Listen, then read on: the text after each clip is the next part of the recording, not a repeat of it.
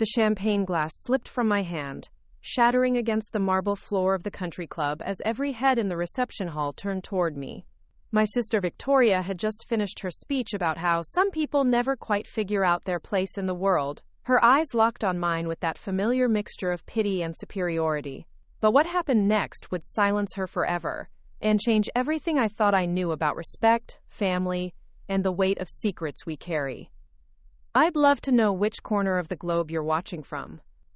And if this story speaks to you, make sure to subscribe.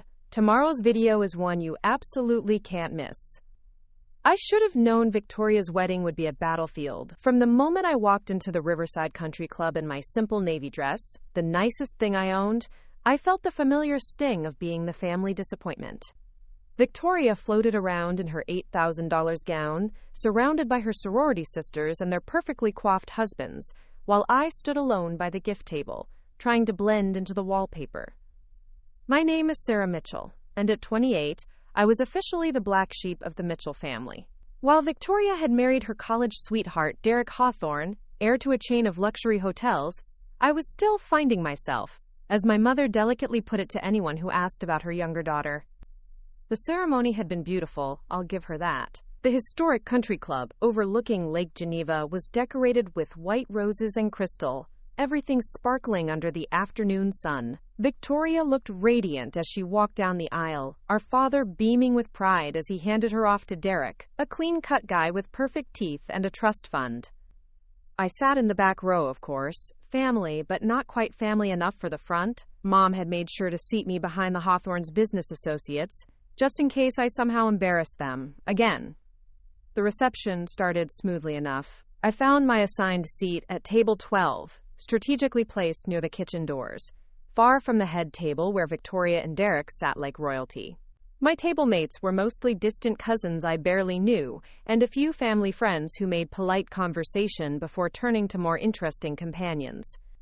I was picking at my salmon when Victoria stood up to give her speech. She looked stunning in the golden light, her diamond earrings catching the chandeliers as she raised her champagne flute.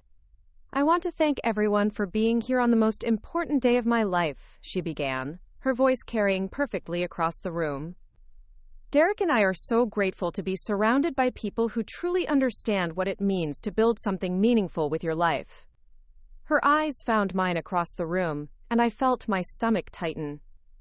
You know, growing up, I always believed that success comes from dedication, hard work, and knowing your purpose. Some people find that purpose early, like Derek here, who's already making his mark on the family business. She smiled adoringly at her new husband. Others take the conventional path: college, career, marriage, making your family proud. I set down my fork, my appetite completely gone. "And then," Victoria continued, her voice taking on that condescending tone I knew so well, "there are those who spend years wandering, trying different things, never quite settling down or committing to anything substantial. We love them anyway, of course, because family is family. But sometimes you have to wonder if some people just aren't meant for the kind of life that really matters." The room was dead silent. I could feel dozens of pairs of eyes turning toward me, whispers starting at nearby tables. My cheeks burned with humiliation as Victoria raised her glass higher. "So here's to commitment, to building something lasting, and to knowing the difference between those who contribute to the world and those who just exist in it." That's when my champagne glass slipped from my numb fingers and shattered on the floor. The sound echoed through the reception hall like a gunshot. Victoria's perfect smile faltered for just a moment as all eyes turned to me. I stood there, frozen, watching champagne soak into my dress and shards of crystal glitter around my feet. "Oh, Sarah," Mom's voice carried from the family table, dripping with mortification. "Could you please be more careful?" I wanted to disappear. I wanted to grab my purse and run out of there, drive back to my small apartment in the city, and never see any of these people again. Victoria's sorority sisters were already giggling behind their hands, and I could hear Derek's groomsmen making jokes about butterfingers. But then something unexpected happened. An older man I'd never seen before stood up from the Hawthorne family table. He had to be in his 60s, with silver hair and the kind of bearing that commanded attention. His tuxedo was perfectly pressed, and there was something about the way he carried himself that made the room fall silent again. He walked over to where I stood, crunching through the broken glass, and looked directly into my eyes. There was something familiar in his gaze, something that made my breath catch in my throat. "Excuse me," he said, his voice carrying the authority of someone used to being obeyed. "But did you say your name was Sarah Mitchell?" I nodded, confused and still mortified. Around us, the entire reception had gone quiet, everyone straining to hear what was happening. The man studied my face for a long moment, then something shifted in his expression, recognition maybe, or something deeper. "Sarah Mitchell from Chicago?" he asked. "Born in 1995? "Yes, sir," I managed to whisper. What happened next would be burned into my memory forever. This distinguished stranger, Derek's father as I would later learn, straightened to his full height and did something no one in that room expected. He saluted me. A proper military salute that spoke of decades of discipline and respect. "SEAL Commander, ma'am," he said clearly, his voice carrying to every corner of the silent reception hall. "It's an honor." The room erupted into chaos. Gasps, confused murmurs, and the sound of chairs scraping as people turned to get a better look. Victoria's face had gone completely white, her champagne glass forgotten in her hand. But I couldn't focus on any of that, because Richard Hawthorne, Derek's father, as I was quickly piecing together, was still standing at attention in front of me, waiting for me to respond. And suddenly, muscle memory kicked in from a life I'd left behind 3 years ago. I straightened my shoulders, lifted my chin, and returned his salute with the precision that had been drilled into me through years of training. "At ease, Mr. Hawthorne," I said quietly, but my voice carried in the stunned silence. The silence stretched on for what felt like an eternity. Richard Hawthorne finally dropped his salute, but his eyes never left mine. Behind him, I could see Derek's jaw hanging open, his perfect wedding day suddenly derailed by something he clearly didn't understand.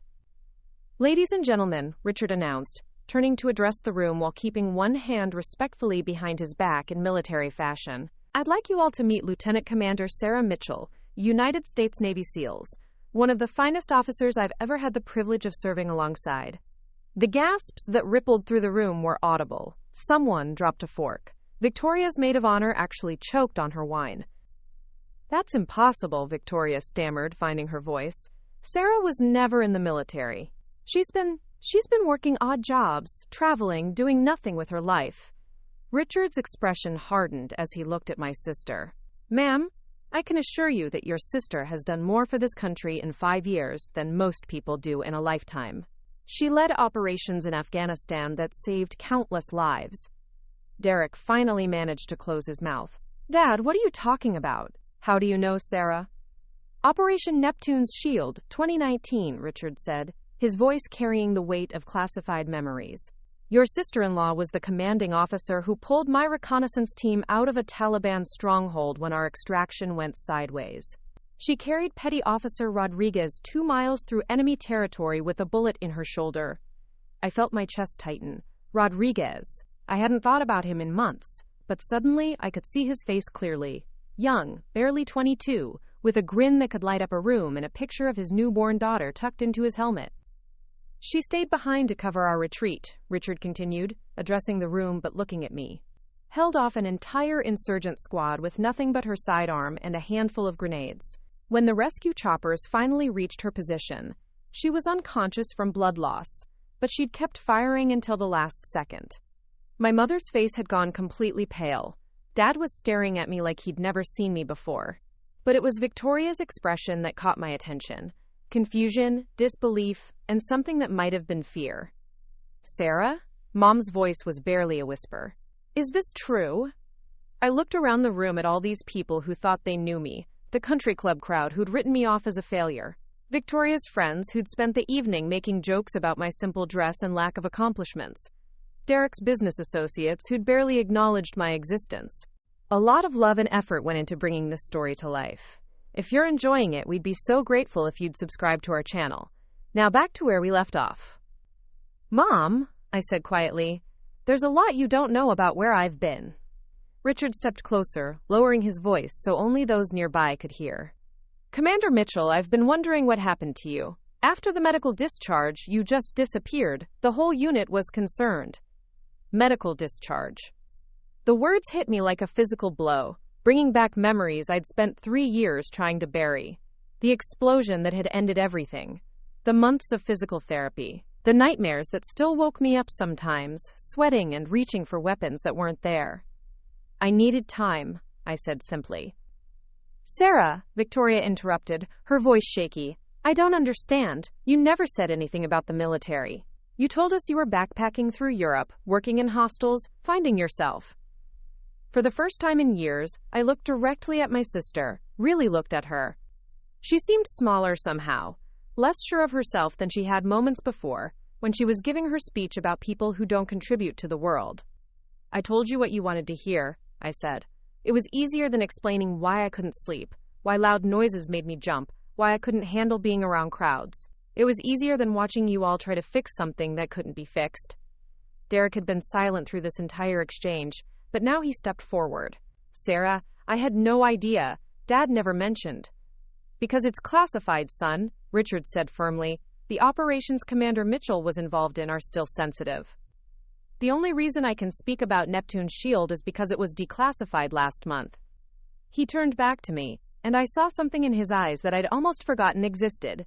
Respect. Pure, uncomplicated respect for what I'd done, who I'd been. Commander, if I may ask, what have you been doing since your discharge? The question hung in the air. Around us, the reception had basically ground to a halt. The band had stopped playing. Waiters stood frozen with their trays. Every single person in that room was waiting for my answer.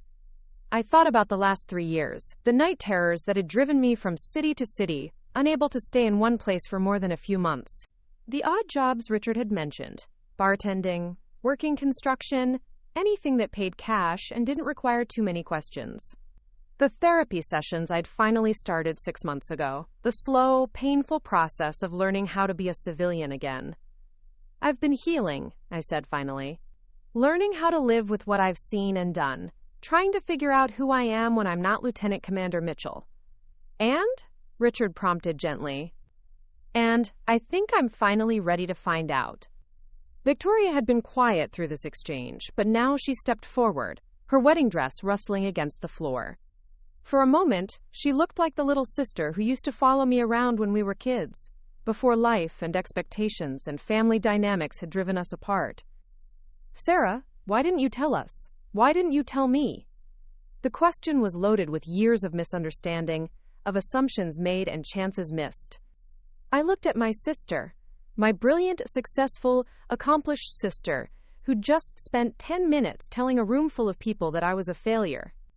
Because you never asked, I said simply. You saw what you wanted to see, the sister who couldn't get her life together, who didn't live up to the family name. It was easier to let you think that than to explain that I was trying to put myself back together after watching my team die. The words came out harsher than I'd intended, and I saw Victoria flinch. But they were true, and I was tired of pretending they weren't. Ma'am, Richard interjected, his voice gentle but firm. With your permission, I'd like to share something else. I nodded, not sure what else he could possibly reveal that would shock this room more than what he'd already said. Richard reached into his jacket pocket and pulled out a small blue folder. My heart stopped as I recognized it. The same folder that had been pressed into my hands on the day I'd left the Navy, the day I'd walked away from everything I'd ever known how to be. This arrived at the Pentagon 2 weeks ago, he said, holding up the folder. I've been trying to track you down ever since. My hands began to shake as I stared at the blue folder. I knew exactly what it was. The same type of folder that had contained my discharge papers, my medical evaluations, my final debriefings. But this one looked different, newer, with an official Pentagon seal that gleamed under the chandelier light. What is it? I asked, though part of me already knew I didn't want the answer. Richard glanced around the room, then back at me.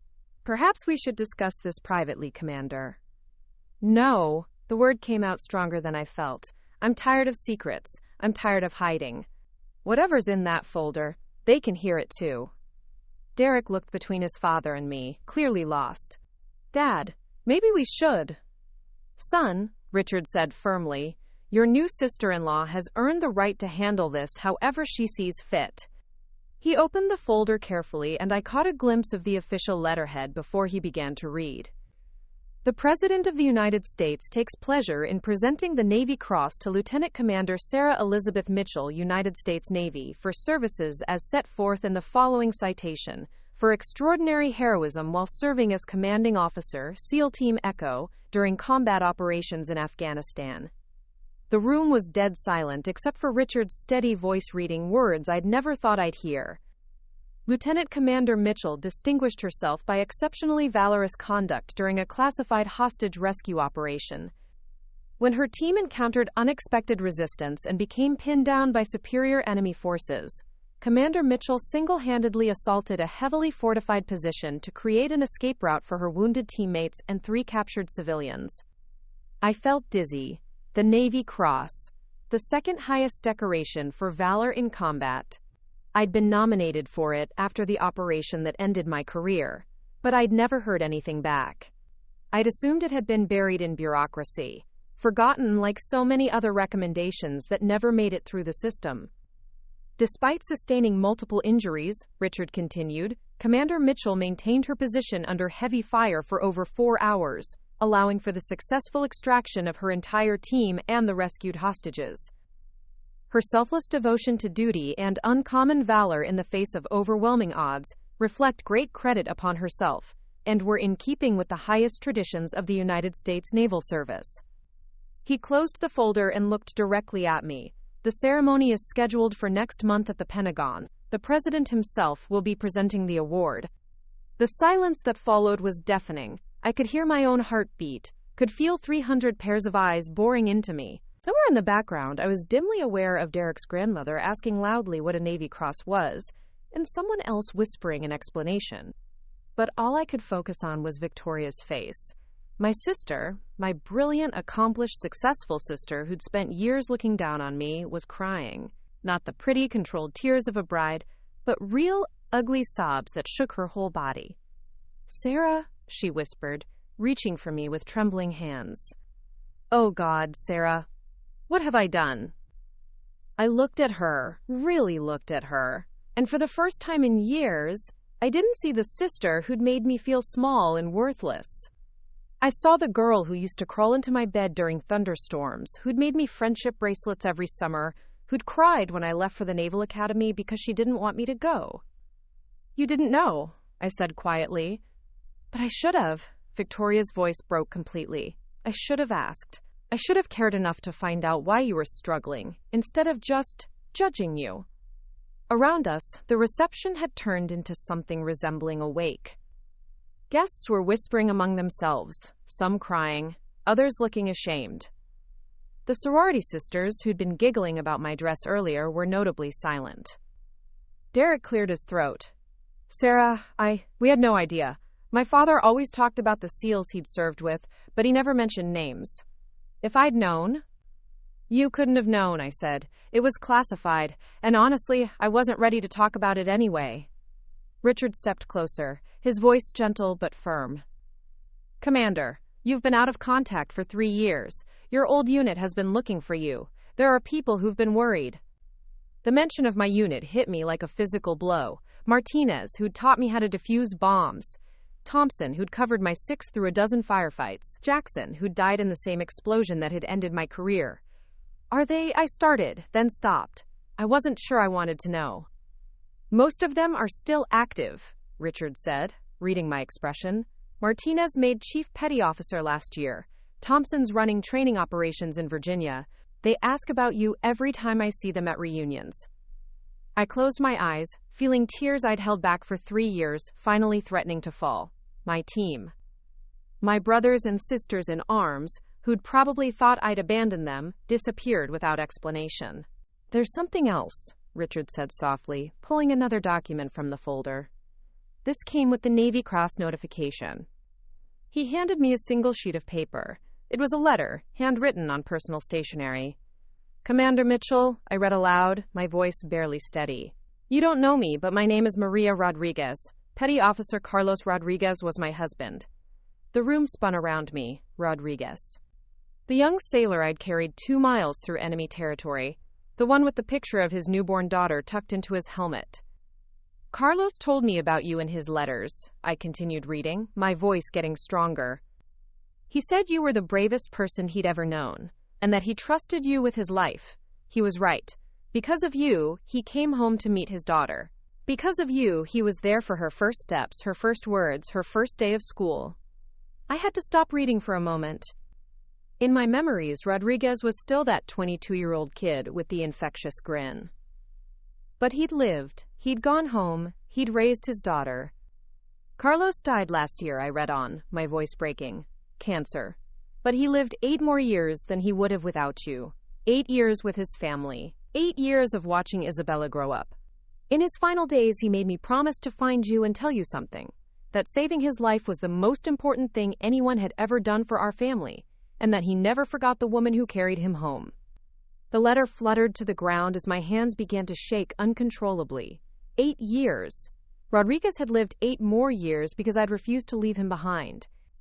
Victoria was beside me instantly, her arms around me as I finally broke down. 3 years of suppressed grief, guilt, and trauma came pouring out in ugly, wrenching sobs that echoed through the elegant reception hall. But for the first time since I'd left the Navy, I wasn't crying just from pain. I was crying from relief. Rodriguez had lived. He'd had a family, a life, a future that I'd helped make possible. He's not the only one, Richard said quietly. There are others who want to thank you. People whose lives you saved. Families who got their loved ones back because of what you did. Through my tears, I looked around the room at all these people. My family, Derek's family, the wedding guests who'd witnessed this entire surreal scene.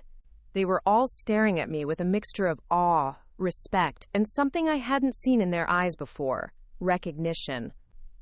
Not recognition of who I was supposed to be or who they wanted me to be, but recognition of who I actually was. The ballroom had transformed into something entirely different from the elegant wedding reception it had been an hour earlier. Guests huddled in small groups, some wiping away tears, others staring at me with newfound understanding. The wedding cake sat forgotten on its table, candles burning lower as the evening took on a weight none of us had anticipated. Derek's grandmother, Eleanor Hawthorne, approached slowly with her walker. She had to be pushing 90, but her eyes were sharp as steel as she studied my face. "Young lady," she said in a voice that carried decades of authority, "my late husband served in Korea, Purple Heart recipient. He never talked much about the war, but he had that same look in his eyes that you do." She reached out with a trembling hand and touched my cheek gently. "He would have been proud to know you," she whispered. "Thank you for your service." Her words broke something loose inside me. This woman, who probably remembered when women weren't even allowed in combat roles, was thanking me. The respect in her weathered face was genuine, earned, real. "Mrs. Hawthorne," I managed. "Eleanor," she corrected firmly. "We're family now, and family looks out for each other." She turned to Victoria, who was still standing beside me with mascara streaked down her cheeks. "Victoria, dear, I think you owe your sister more than an apology." Victoria nodded, unable to speak. But it was my mother who stepped forward next, and what she said caught me completely off guard. "Sarah," Mom said, her voice thick with emotion, "I need to tell you something about why I never pushed you to talk about where you'd been." The room seemed to hold its breath. "Your father's brother, your Uncle James, came back from Vietnam in 1972. He was different. Couldn't hold a job, couldn't sleep, jumped at every noise. We didn't understand PTSD then. We just thought he was weak, that he needed to get over it and move on with his life. I'd heard whispers about Uncle James growing up, but no one ever talked about him directly. I knew he'd died young, but the details had always been vague. He took his own life 3 years after he came home," Mom continued, tears streaming down her face. "And I've regretted every day since then that we didn't do more, that we didn't understand what he was going through." The confession hit me like a physical blow. Uncle James, the family member who'd become a cautionary tale, a whispered tragedy that no one discussed. "When you came back and you were struggling," Mom went on, "I recognized the signs. The way you couldn't sit still. How you avoided crowds. The nightmares you thought we couldn't hear. I was terrified that if I pushed too hard, if I asked too many questions, I'd lose you the same way we lost James. Mom, I whispered. So I let you disappear, she said, her voice breaking. I let you drift away because I thought giving you space was better than risking pushing you over the edge. I thought I was protecting you, but I was really just protecting myself from having to watch another family member suffer. The honesty in her words was devastating. For 3 years, I'd thought my family didn't care enough to ask where I'd been. But Mom had been carrying her own trauma, her own guilt and fear about a brother she'd failed to save. Dad cleared his throat roughly. Sarah, we failed you. We should have been there for you instead of letting you carry this alone. Richard stepped forward again, his military bearing somehow comforting in the chaos of emotions. If I may, there's one more thing in this folder that I think you should see. He pulled out a thick envelope, official-looking but different from the other documents. This is from Admiral Patterson at Naval Special Warfare Command. It's a job offer. The words didn't compute at first. A job offer? The Navy has been developing a new program for combat veterans struggling with transition to civilian life.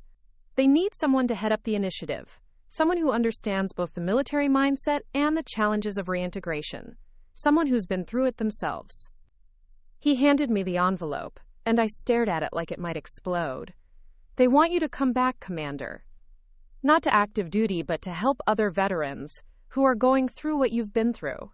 The position comes with a full medical team, counseling support, and the resources to actually make a difference. But I started, then stopped. What was I going to say? That I was broken? That I wasn't qualified? 3 hours ago, I'd believed those things about myself. But standing here, surrounded by family who finally understood what I'd been through, holding a Navy Cross citation and a letter from a widow thanking me for saving her husband's life, those excuses felt hollow. Victoria stepped closer, her wedding dress rustling softly. Sarah, this is incredible. This is your chance to... To what? I interrupted, finally finding my voice. To go back to the world that broke me in the first place? No, Richard said firmly, to help fix the system that failed you. To make sure other veterans don't have to disappear for 3 years to find their way back to themselves. Derek, who had been quietly listening to this entire exchange, finally spoke up. Sarah, can I ask you something? I nodded. In all the time you've been struggling, have you ever thought about the people you saved? Not just Rodriguez, but all of them? The question surprised me. Sometimes. But mostly I think about the ones I couldn't save. That's exactly why you're the right person for this job, he said. Because you understand the cost. You understand what these veterans are carrying. Around us, the wedding guests had begun to disperse, giving our family space to process what had happened. But I noticed that many of them lingered, clearly affected by what they'd witnessed. One of Derek's groomsmen, a guy I'd barely spoken to earlier, approached hesitantly. Excuse me, Sarah? I just wanted to say, my brother's a Marine. He did 3 tours in Iraq, and he's been struggling since he came back. Would it be okay if I gave him your information? Maybe you could talk to him sometime. Before I could answer, another guest stepped forward. My nephew just got back from Syria. He's having nightmares, can't hold down a job. Maybe. And then another. My daughter's a Navy corpsman. She's been different since her deployment. Suddenly I was surrounded by people sharing stories of family members, friends, loved ones, who were struggling with their own invisible wounds. People who'd been carrying their own versions of worry and fear, not knowing how to help. There are so many of them, I said quietly to Richard, so many who are struggling. That's why they need you, he replied. That's why this program exists. You have something most people don't, credibility. When you tell a veteran that it gets better, they'll believe you because you've been where they are. Quote, I looked around at all these faces. My family, Derek's family, strangers who'd become connected through shared pain and hope. For the first time in 3 years, I felt something I'd almost forgotten existed. Purpose. The position is based in San Diego, Richard continued. You'd have a team of counselors, medical professionals, and other veterans working with you. Full benefits, housing allowance, and the opportunity to build something that could help thousands of people. San Diego. Sunshine, ocean air, and the chance to do something meaningful again. The chance to take all the pain and guilt and trauma I'd been carrying and transform it into something that could help others. But more than that, it was the chance to stop running. I stared at the job offer in my hands, the official Navy letterhead blurring slightly through my tears.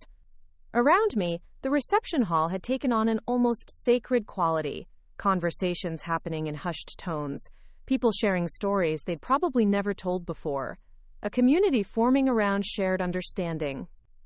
"I need to think about this," I said finally, looking up at Richard.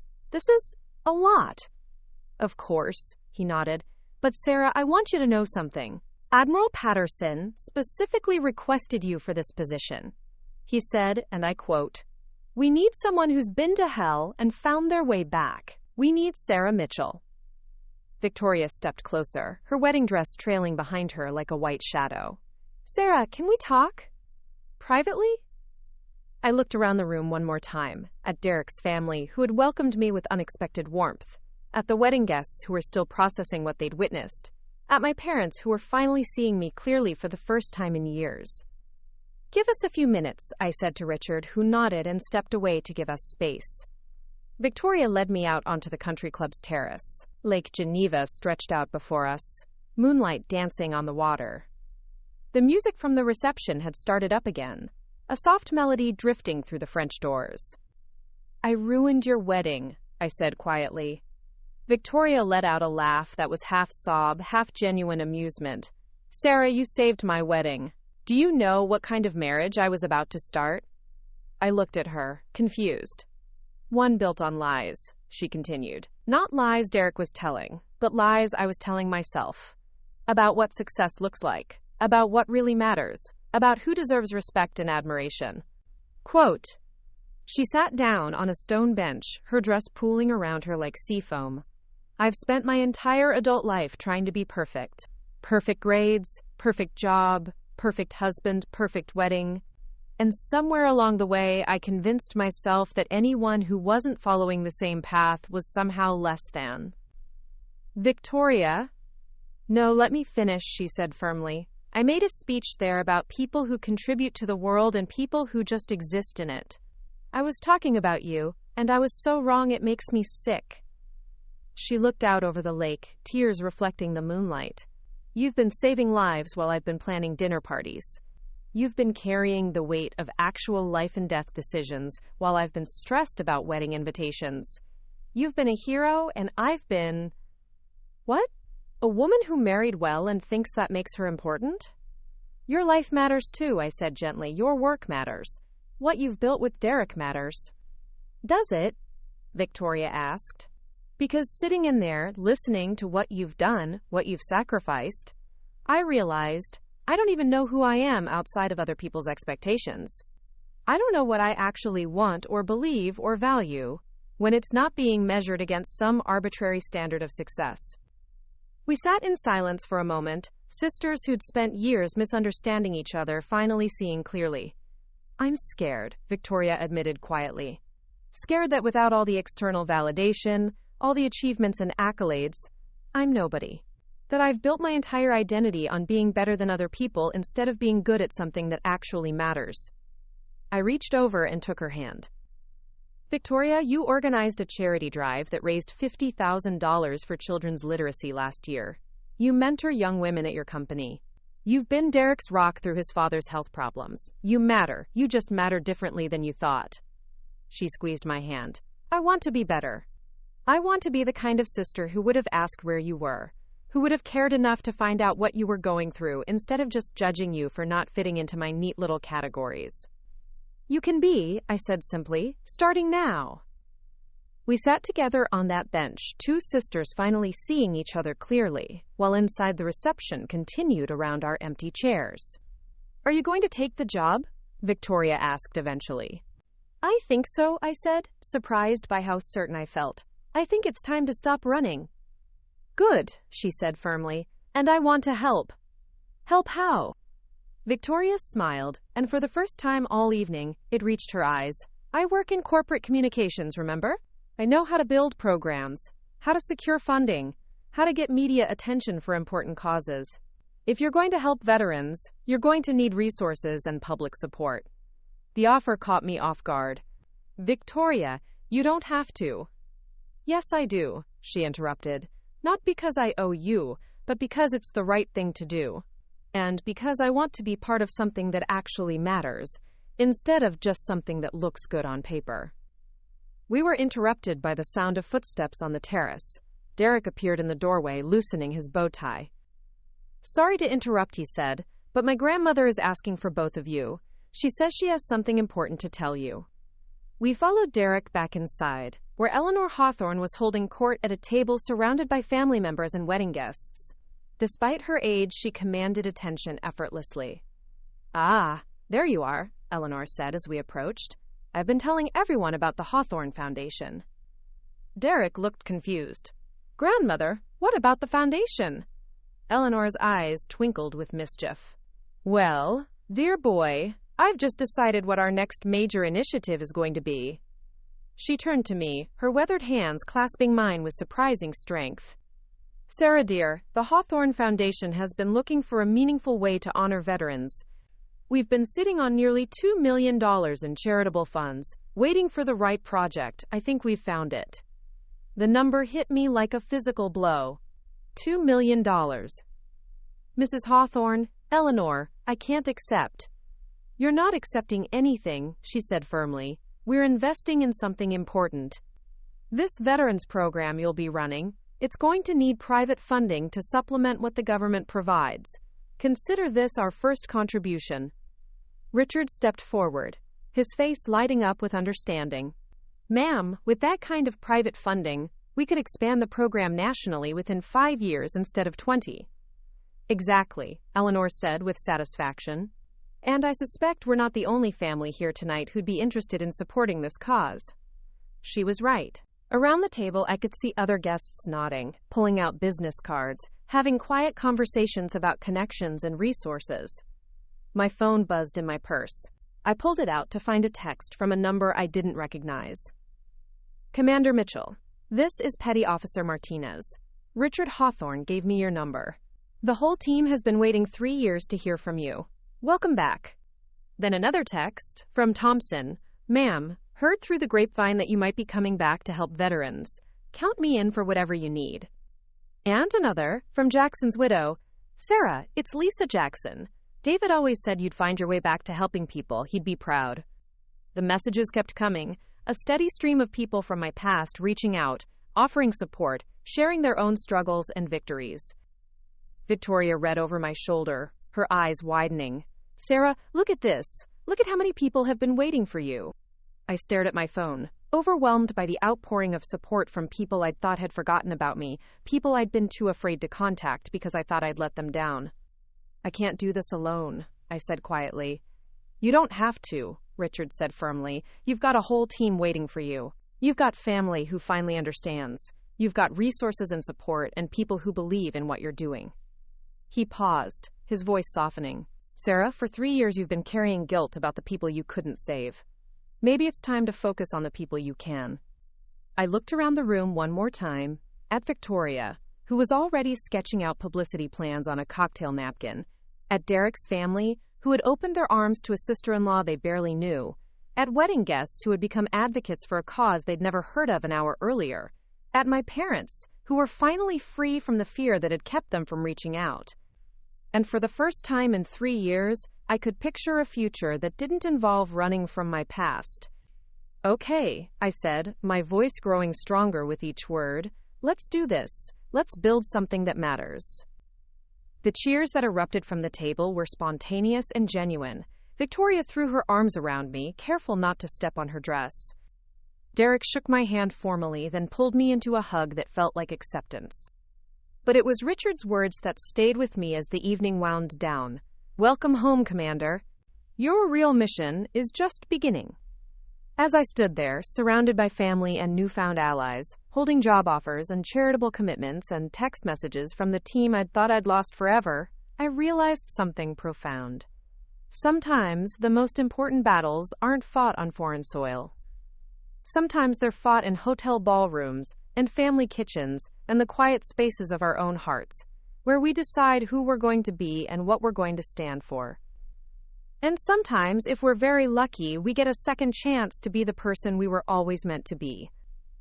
3 months later, I stood in the lobby of the Naval Special Warfare Command building in San Diego, wearing my dress blues for the first time in 3 years. The Navy Cross ceremony was scheduled for 2 o'clock, and despite my newfound confidence, my hands were still shaking. "Commander Mitchell?" A young sailor approached, her posture crisp and professional. "Admiral Patterson is ready to see you."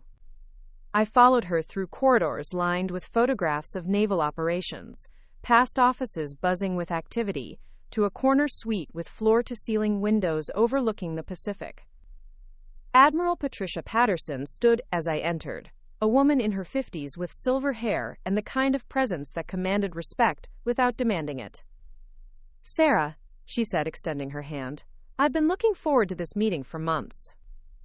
"Admiral," I replied, falling naturally into military bearing despite my civilian clothes underneath the uniform. "Please, sit. We have a lot to discuss before the ceremony." She gestured to a comfortable seating area away from her desk, and I noticed the walls were covered with commendations, photographs with world leaders, and what looked like personal letters from grateful families. "I want you to know that what happened at your sister's wedding has already had an impact," Admiral Patterson began. "The video went viral." My stomach dropped. "Video?" "One of the wedding guests filmed Richard Hawthorne's salute and your response. It's been viewed over 10 million times. More importantly, it's prompted thousands of veterans to reach out for help." She pulled out a tablet and showed me the footage. There I was, standing in my simple navy dress among the broken champagne glass, returning Richard's salute with precision that spoke of years of training. The camera had caught the moment perfectly. The shock on Victoria's face, the respect in Richard's bearing, the sudden transformation of the entire room's understanding. "The comment section has become an unofficial support network," Admiral Patterson continued. "Veterans sharing their stories, families offering resources, people connecting across the country. Your moment of truth has become a catalyst for something much bigger." I watched the video in stunned silence. In the footage, I could see something I hadn't noticed at the time, the exact moment when I stopped being the family disappointment and became myself again. "There's more," Admiral Patterson said. "The Hawthorne Foundation isn't the only major donor interested in the Veterans Transition Program. We've received funding commitments from 12 other foundations, 3 major corporations, and over 15,000 individual donations. People want to be part of what you're building." The numbers were staggering. What had started as a government initiative with limited funding had transformed into a movement with resources I'd never dreamed possible. "But that's not why I wanted to see you before the ceremony," Admiral Patterson continued. "I want to talk about Staff Sergeant Michael Chen." She handed me a file, and I opened it to find the photograph of a young Marine, probably mid-20s, with serious dark eyes and a slight smile. "He saw the video," Admiral Patterson explained. 3 tours in Iraq, wounded in an IED explosion that killed 2 of his team members. He's been struggling with survivor's guilt, hasn't been able to hold a job, lost his apartment last month." I studied Chen's service record. Bronze Star, Purple Heart. Commendations for valor under fire. On paper, he was a hero. In reality, he was probably living the same nightmare I'd been trapped in for 3 years. "He drove 18 hours from Phoenix to San Diego after seeing your video," Admiral Patterson said quietly. "He's been sleeping in his car in the parking lot for 2 days, trying to work up the courage to come inside." "Where is he now?" "Still in the parking lot. He says he'll wait as long as it takes to talk to you." I set down the file and looked out the window at the parking lot below. Sure enough, I could see a beat-up Honda Civic with Arizona plates, a figure slumped in the driver's seat. "Admiral, with your permission, I'd like to postpone the ceremony." She raised an eyebrow. "The president is flying in specifically for this, Sarah. The press is already here. Then they can witness something more important than me receiving an award," I said, standing up. "They can witness the real work beginning." Admiral Patterson studied my face for a long moment, then smiled. "You know what, Commander? I think that's exactly what we need." 20 minutes later, I walked across the parking lot, still wearing my dress blues, the weight of the Navy Cross ceremony temporarily forgotten. The young Marine saw me coming and scrambled out of his car, his movements sharp with barely controlled anxiety. "Staff Sergeant Chen?" I said, stopping a respectful distance away. "Ma'am," he replied, his voice rough from exhaustion. "I'm Sarah Mitchell. I hear you've been waiting to talk." "Yes, ma'am. I saw the video of you at your sister's wedding, and I thought maybe..." He stopped, struggling with words. "Maybe someone who'd been where you are might understand?" He nodded, and I could see the relief in his eyes that he didn't have to explain himself. "Michael, can I call you Michael? I've been where you are. The nightmares, the guilt, the feeling like you don't belong anywhere anymore. It's real, and it's hell, and you're not weak for struggling with it." "I can't," he started, then stopped. "I can't make it stop. The dreams, the flashbacks. I see Martinez and Williams dying over and over again. I should have seen that IED. I should have protected them." The pain in his voice was familiar, an echo of conversations I'd had with myself in countless hotel rooms and empty apartments over the past 3 years. "Can I tell you something, Michael? Something I wish someone had told me 3 years ago?" He nodded. "Survival isn't a betrayal of the people we lost. Living, healing, building something meaningful from our experiences. That's how we honor them. That's how we make their sacrifice matter." Behind us, I could hear the sound of news crews setting up, cameras being positioned. Admiral Patterson had been right. The press was here for the Navy Cross ceremony. But they were about to witness something different. "Michael, I want you to meet some people," I said, pulling out my phone. "My old team is here for the ceremony. They've been where we are. And there are others, veterans who found their way through this, who can help." "I don't know if I'm ready." "Nobody's ever ready," I interrupted gently, "but that doesn't mean you have to do it alone." Quote. Over the next hour, the parking lot became an impromptu gathering place. Martinez arrived first, followed by Thompson, then a steady stream of veterans, active military personnel, and family members who'd heard what was happening. The press, initially confused by the delay in the ceremony, began to understand they were witnessing something more important than a medal presentation. Michael found himself surrounded by people who understood his struggle without judgment, who shared their own stories of loss and recovery, who offered practical help, housing, job connections, therapy resources. "This is what the program is going to look like," I explained to a reporter who'd asked about the informal gathering. "Not just treatment or counseling, but community. Veterans helping veterans, creating networks of support that understand the unique challenges we face." Admiral Patterson appeared at my elbow. "Sarah, the president is asking if we can move the ceremony out here." I looked around at the gathering crowd. Veterans in various stages of recovery, family members learning how to help, active service members seeing a different model for dealing with trauma.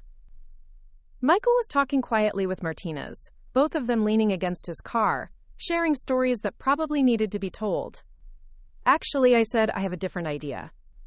An hour later, President Harrison stood not on a formal stage inside the Naval Building, but on the steps outside, with the Pacific Ocean as a backdrop, and 200 veterans, active military, and family members as witnesses.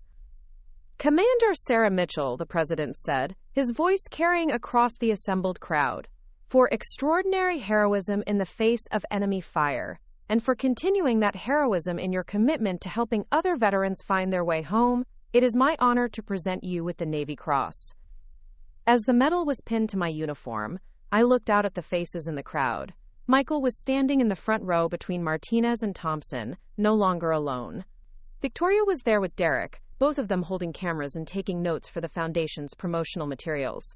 My parents stood with tears in their eyes, finally understanding what their daughter had been through and who she was becoming. But it was the sea of veteran faces that moved me most. Men and women who'd served their country and struggled with the transition home, who were now part of something bigger than their individual pain. "This medal doesn't belong to me alone," I said when handed the microphone for remarks. "It belongs to every veteran who struggled in silence, every family member who didn't know how to help, every person who's ever felt lost after serving something greater than themselves." I held up the Navy Cross so the crowd could see it.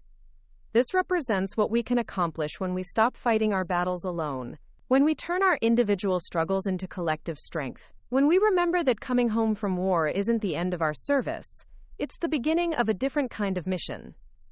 The applause that followed wasn't polite ceremony applause. It was the sound of recognition, of people seeing themselves reflected in someone else's journey from breakdown to breakthrough. As the ceremony concluded and the crowd began to disperse, Michael approached one more time. "Commander Mitchell, I want you to know, I'm ready now, to get help, to be part of this program, to stop running from what happened." "What changed your mind?" I asked. He gestured to the crowd around us. Veterans, talking, laughing, sharing resources and stories. I realized I wasn't broken. I was just alone. And I don't have to be alone anymore. 3 months after Victoria's wedding, standing in a parking lot in San Diego with a Navy cross on my chest and a mission that finally made sense, I understood that sometimes the most important victories aren't won on foreign battlefields. Sometimes they're won in the simple act of showing up for each other, of turning our wounds into wisdom, of proving that no one has to carry their battles alone. The real work was just beginning, but for the first time in years I was ready for it. 1 year later, I stood in the same country club ballroom where my life had changed forever. But this time, the elegant space was filled with a different kind of celebration. The first annual Veterans Hope Foundation Gala buzzed with energy, as over 300 people gathered to support what had grown from a single government program into a nationwide movement. "Sarah, you need to see this," Victoria said, appearing at my side with her phone. She was now the Foundation's Director of Communications, having left her corporate job to work full-time on veterans issues. The Phoenix Center just sent their 6-month report. I looked at the screen, reading numbers that still amazed me. The Phoenix Veterans Transition Center, our first satellite location, had helped 127 veterans find stable housing, 89 secure employment, and 156 access to mental health services. But more importantly, their suicide intervention program had saved 12 lives. "Michael's doing incredible work out there," I said, thinking of the young Marine who'd waited in a parking lot for 2 days to talk to me. He was now running the Phoenix operation, using his own experience to connect with veterans who'd given up hope. "He wants to expand to Tucson next," Victoria continued. "Says there's a waiting list of veterans wanting to volunteer." That was the real miracle of what we'd built. It wasn't just about helping veterans, it was about giving them purpose again, letting them transform their pain into power by helping others navigate the same journey. "Ladies and gentlemen," the Master of Ceremonies announced, "please welcome Admiral Patricia Patterson." The room fell quiet as Admiral Patterson took the stage. She'd become not just a supporter of our work, but a personal mentor who'd helped me navigate the complex world of military bureaucracy and government funding. "A year ago," Admiral Patterson began, "we launched what we thought would be a modest pilot program to help veterans transition to civilian life. Tonight, I'm here to tell you that what started as one woman's courage to tell her truth has become a revolution in how we care for our nation's heroes." The statistics she shared painted a picture of transformation. The Veterans Hope Foundation now operated in 12 cities, with plans to expand to 25 more within 2 years. Our innovative peer-to-peer counseling model was being studied by military mental health experts worldwide. Most importantly, veteran suicide rates in our program cities had dropped by 37%. But numbers only tell part of the story, Admiral Patterson continued. The real story is in the lives that have been saved, the families that have been reunited, the warriors who found new missions. She gestured to the audience, and I followed her gaze to see faces I recognized. Martinez was there with his wife and twin daughters. Thompson had brought his parents, who'd flown in from Montana to see what their son was building. Lisa Jackson sat with her teenage children, David's memory honored through the scholarship program we'd established in his name. But it was the table near the front that caught my attention. Sitting together were 15 veterans from our various programs, men and women of different ages, backgrounds, and service histories, but united by their journey from isolation to community. "Sarah Mitchell," Admiral Patterson said, looking directly at me, "would you please join me on stage?" My hands trembled slightly as I walked up, the weight of the moment settling around me like a familiar uniform. The last time I'd been on a stage, it had been to receive the Navy Cross. Tonight felt equally significant, but in a different way. "Sarah, tell us what you see when you look at this room," Admiral Patterson said, handing me the microphone. I looked out at the assembled crowd. Veterans and their families, Foundation board members, donors, military officials, and the media representatives who'd been following our story from the beginning. I see proof that healing is possible, I said, my voice steady despite the emotion building in my chest. I see evidence that when we stop carrying our burdens alone, we become stronger than we ever imagined. A movement near the back of the room caught my eye. Michael Chen was walking toward the stage, but he wasn't alone. Behind him walked a line of veterans from all our programs, the Phoenix team, the Seattle group, representatives from Dallas, Atlanta, Chicago, and beyond. Commander Mitchell, Michael said, taking a microphone from a staff member, we wanted you to know that what you started has become something bigger than any of us imagined. The veterans spread out across the front of the room, creating a visual representation of the network we'd built. A year ago, I was sleeping in my car, convinced I was broken beyond repair, Michael continued. Tonight, I'm standing here as the director of a program that's helped hundreds of veterans reclaim their lives. That transformation didn't happen because someone fixed me. It happened because someone showed me I wasn't alone. One by one, other veterans stepped forward to share their stories. Jessica Martinez, an Army medic who'd been struggling with PTSD after losing her entire unit in Afghanistan, now ran our Women Veterans program. Robert Chen, a Navy corpsman who'd been homeless for 2 years, had just graduated from nursing school and worked at our medical clinic. Maria Santos, an Air Force pilot who'd been battling addiction after a crash that ended her flying career, now headed our substance abuse counseling program. Each story was different, but the theme was the same. Transformation through connection, healing through purpose, hope through community. Sarah, Admiral Patterson said quietly, there's one more thing. She handed me an envelope bearing the seal of the Department of Veterans Affairs. The Secretary of Veterans Affairs asked me to deliver this personally. Inside was a letter announcing that our peer-to-peer transition model was being adopted as the standard protocol for all VA medical centers nationwide. What we'd built from scratch was about to reach every veteran in America. But there was something else in the envelope, a photograph taken exactly 1 year ago in the country club parking lot. It showed me in my dress blues, surrounded by veterans, active military and families, all gathered around Michael's car where everything had started. On the back, someone had written, "Sometimes the most important missions begin in parking lots." There's someone else here tonight who wanted to say something, Admiral Patterson announced.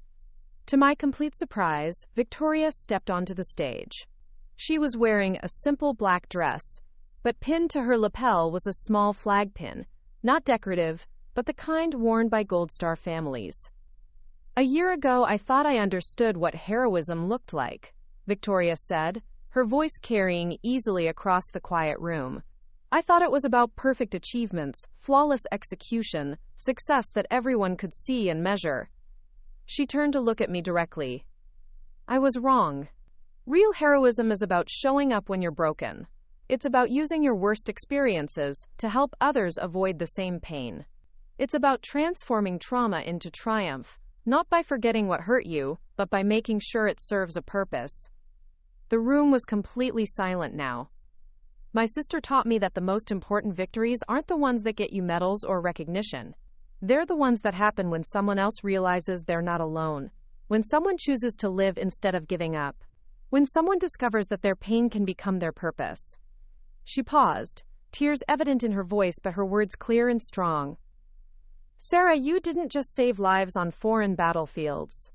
You've saved lives in parking lots and conference rooms, and quiet conversations where people finally felt understood.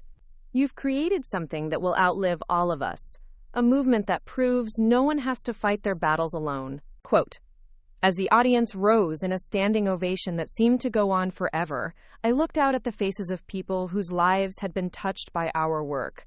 But more than that, I saw the faces of people who were now touching other lives, creating an endless ripple effect of healing and hope. The scared, broken woman who'd stood in this same ballroom a year ago, humiliated and lost, felt like a different person entirely. Not because the pain was gone, it would always be part of me, but because I'd learned that our wounds don't have to be the end of our story. they can be the beginning of someone else's healing. Later that evening, as the gala wound down and the last guests filtered out, I stood on the same terrace where Victoria and I had reconciled a year earlier. But this time, I wasn't alone. Martinez, Thompson, Michael, Jessica, and a dozen other veterans stood with me, planning next month's expansion, discussing new partnerships, sharing ideas for reaching even more people who needed help. "Commander," Michael said quietly, "I need to ask you something." "What's that?" "Do you ever regret it? Leaving active duty? Going through all that struggle, having to rebuild everything?" I thought about his question as I looked out over Lake Geneva, its surface calm and reflective in the moonlight. A year ago, I would have said yes without hesitation. The pain, the isolation, the years of feeling lost and worthless, it had seemed like nothing but waste and tragedy. But tonight, surrounded by people who'd found their way back to life through the community we'd built together, I knew the answer was different. "No," I said finally, because every painful step led to this moment. Every dark night led to someone else finding light. Every time I wanted to give up, I was actually getting closer to finding my real mission. I looked around at the faces of my team, warriors who'd become healers, survivors who'd become saviors, broken people who'd become bridges for others, crossing the same treacherous waters. "Sometimes the most important battles aren't the ones we're trained for," I continued. "Sometimes they're the ones we never see coming, fought in places we never expected, with weapons we didn't know we had." As we left the country club that night, heading back to our various cities and programs and the veterans who were counting on us, I realized that my sister had been right about one thing in her wedding speech a year ago. There really is a difference between people who contribute to the world and people who just exist in it. I'd just been wrong about which category I belonged in. The real battle was never overseas. It was always here, in the work of turning our deepest wounds into our greatest strengths, our darkest experiences into light for others struggling in the darkness. And the mission was just beginning. Looking for more? We've got 2 amazing stories ready for you right on screen. If this one touched you, these are absolutely worth your time. Click to watch them now. And hey, subscribe and hit that bell to never miss our latest uploads.